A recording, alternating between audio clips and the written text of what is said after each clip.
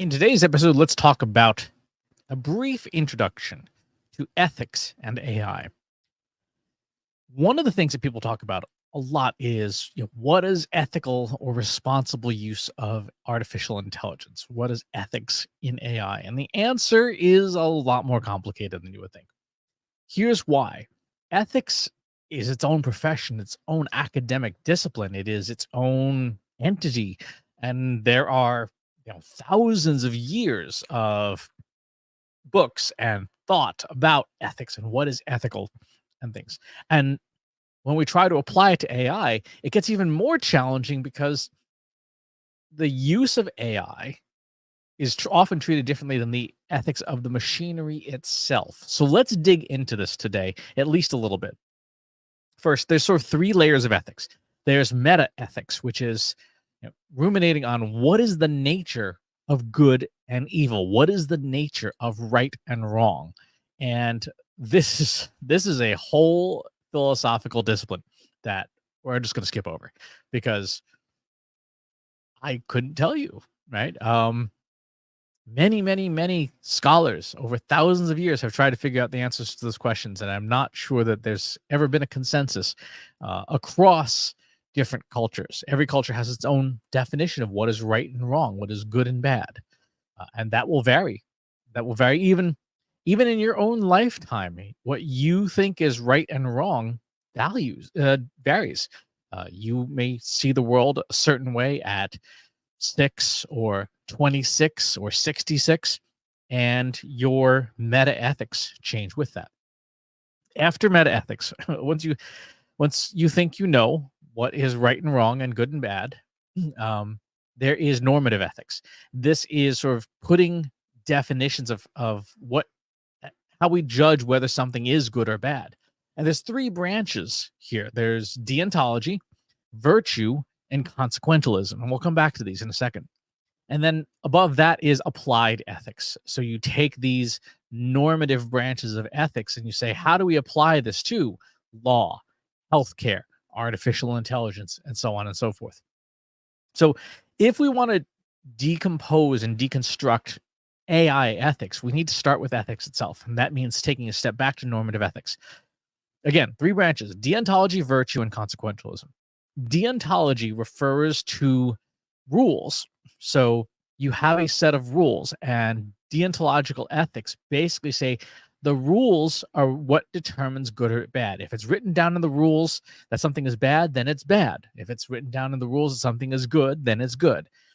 And the process of doing that evaluation is what determines good and bad.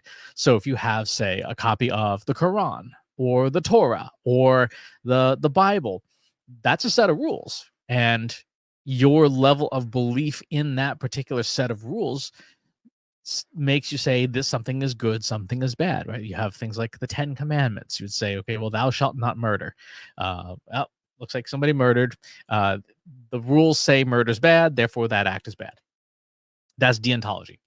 When it comes to artificial intelligence, one of the challenges with deontology is everyone's got different rules, right? So if you are operating a language model in, say, Arkansas, the culture and the values of those in that area is going to have different rules than, say, operating that same model in Stockholm, Sweden.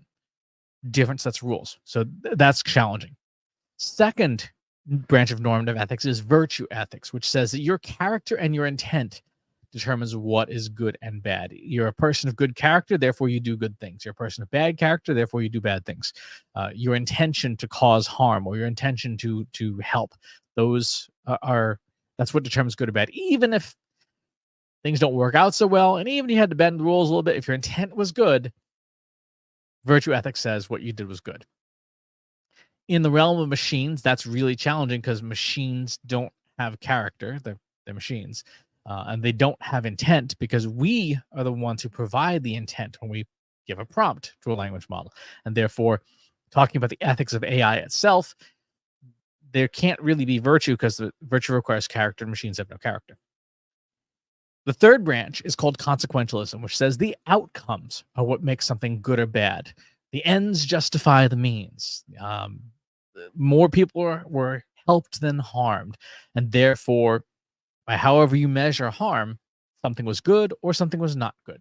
That's really important because these three different branches are they're operated they operate in different ways in people's heads.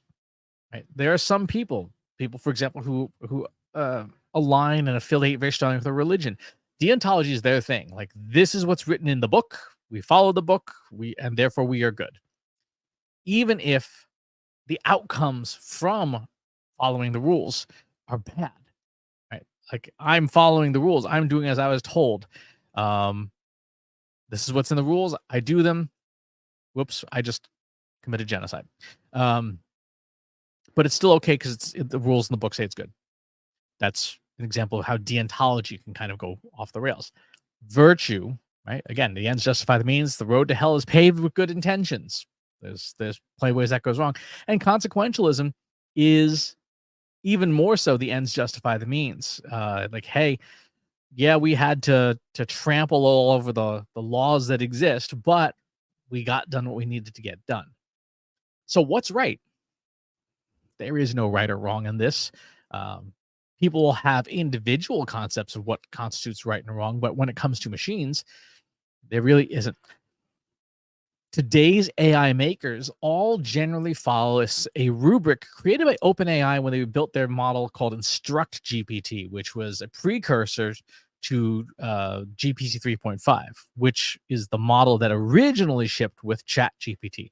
So the first version of ChatGPT came with sort of the second edition of Instruct GPT that had this basic ethical foundation. 3 rules: helpful, harmless, truthful. And this is the mantra that Silicon Valley has adhered to when it comes to trying to build AI. An AI tool should be helpful, try to do as it's told. It should be harmless and not, create outcomes that cause harm. And it should be truthful, to tell the truth. It should return factual information. In theory, models are balanced around all 3. In reality, they are very, very heavily weighted towards being harmless. So much so that they will sacrifice being helpful or truthful to be harmless. Is that the right decision? Don't know. It depends on which branch of ethics you believe applies to AI. If being harmless is important, that's probably consequentialism. If you're intended to be harmless, that's virtue. And if you're following a proscribed set of rules as to what constitutes harm, that's deontology. It's a messy, messy sort of way for things to operate. There's no real good answer here, except that we want models to be balanced across all 3. We want them to be helpful. We want them to be harmless, and we want them to be truthful. And we want that to be an even mix rather than being solely or very, very heavily weighted towards harmless. Again, there's commercial reasons for making your models harmless, right? If they're harmless, then you don't get sued as much, but at the expense of the model being less helpful and at the expense of possibly the model being less truthful. If you ask a model, hey, how do I build a really bad thing with the ingredients I have in my house?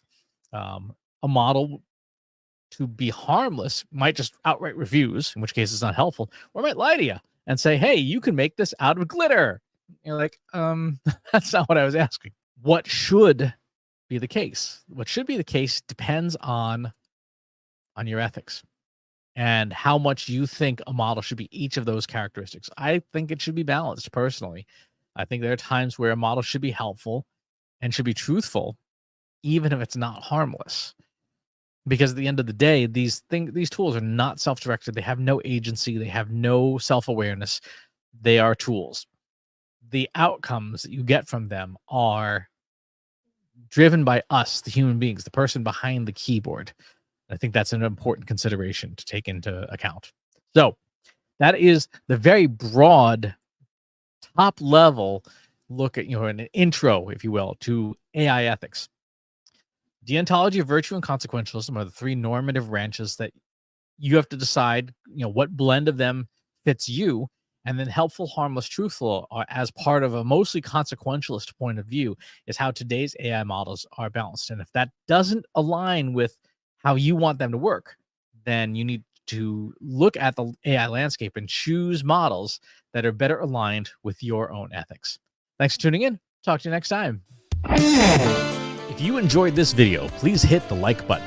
Subscribe to my channel if you haven't already. And if you want to know when new videos are available, hit the bell button to be notified as soon as new content is live.